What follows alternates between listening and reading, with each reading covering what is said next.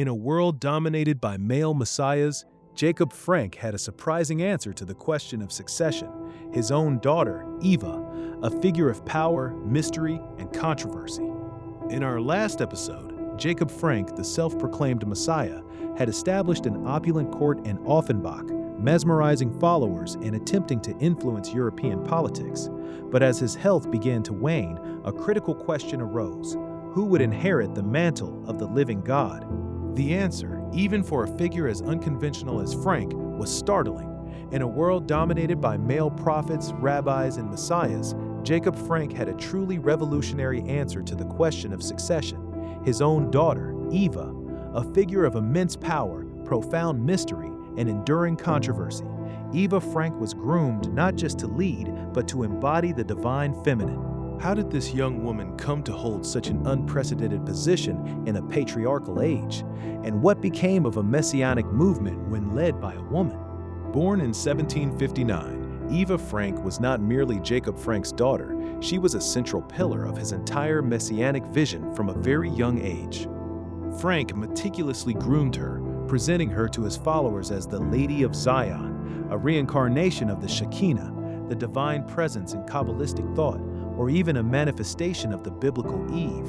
She possessed an undeniable charisma, described by observers as strikingly beautiful, intelligent, and poised.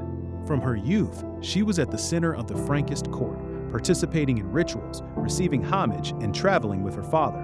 She was not just an heir, she was an embodiment of the sacred, positioned to attract and command devotion in a way unique to her gender. Her very existence was a theological statement, challenging established norms and reinforcing her father's radical interpretation of salvation. The elevation of Eva Frank to a messianic status was nothing short of revolutionary within the deeply patriarchal religious traditions of 18th century Europe, both Jewish and Christian. For centuries, messianic figures had exclusively been male, reflecting societal and religious structures. Frank, however, tapped into a profound, albeit often suppressed, stream within Kabbalah that emphasized the feminine aspect of God, the Shekinah, as crucial for redemption. In his theology, salvation would not come solely through a male messiah, but through the union of the masculine and feminine divine principles.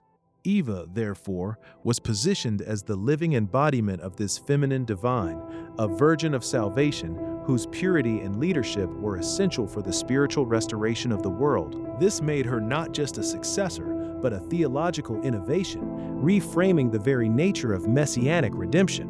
When Jacob Frank died in 1791, the fate of his eccentric movement hung in the balance, but there was no question of who would lead. Eva, his designated spiritual heir, formally assumed command of the Frankist court in Offenbach.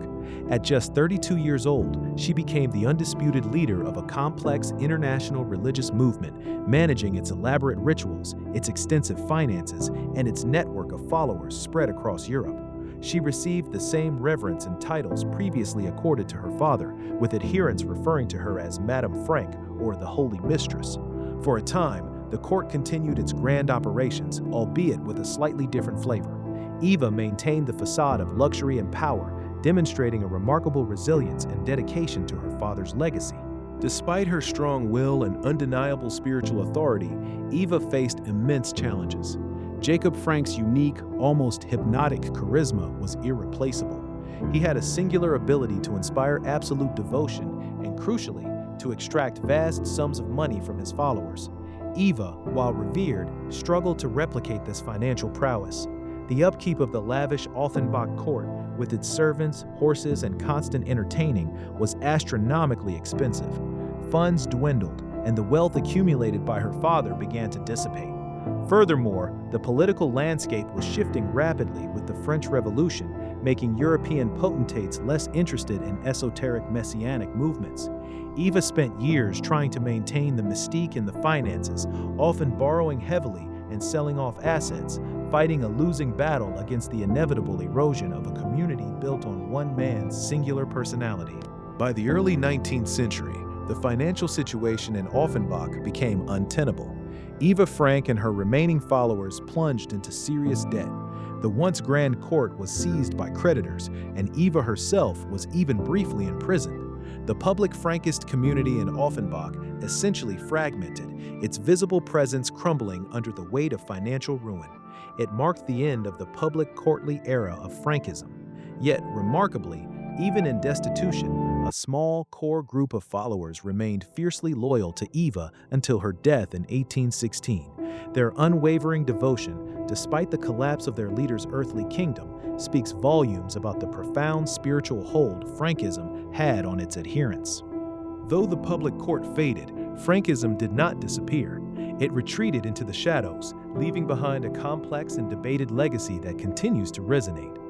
Eva Frank's story is a tragic yet powerful testament to an unprecedented experiment in female religious leadership and the human struggle to maintain a spiritual legacy. The public Frankist court faded, its grandeur replaced by debt and obscurity. But this was not the end of Frankism. Rather, it retreated into the shadows, transforming from a visible Messianic court into a secretive, often hidden, current within European society. It left behind a complex and debated legacy that continues to resonate in unexpected ways. Join us next time as we uncover the hidden trails of Frankism, its secret adherents, its rumored influence, and the enduring mystery of its whispered impact on history. Don't forget to like, share, and subscribe to follow the entire Jacob Frank series.